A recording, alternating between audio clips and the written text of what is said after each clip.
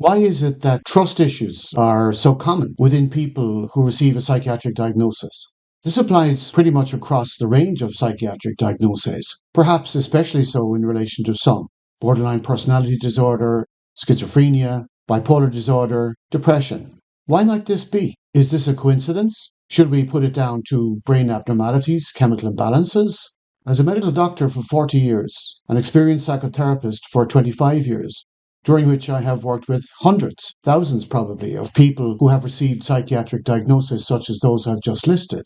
Having done years of research into mental health, I can tell you categorically that brain chemical imbalances have never been identified in relation to any psychiatric diagnosis. Fact. No matter what you've heard, no matter what you've read, that is a fact. So it's not chemical imbalances.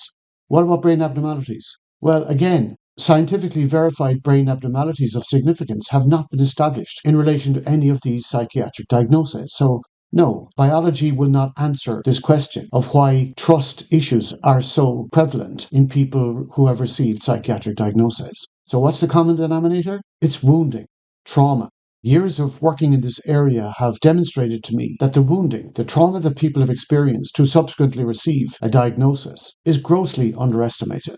Wounding, trauma affects people's ability to trust because it's often been initiated way back by the breaking of trust, often repeatedly, which itself causes considerable wounding. So if trust has been broken many, many times in a person's early life, then it's not surprising that that person will develop trust issues, which really boils down to being very reluctant to trust. On the one hand, possibly wanting to trust, but it's just too frightening, it's too scary to trust in case, yet again, I am hurt, I am wounded.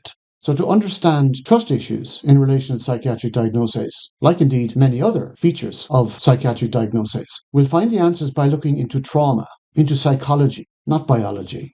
Follow me for conversations and insights into mental health, including the psychiatric diagnoses.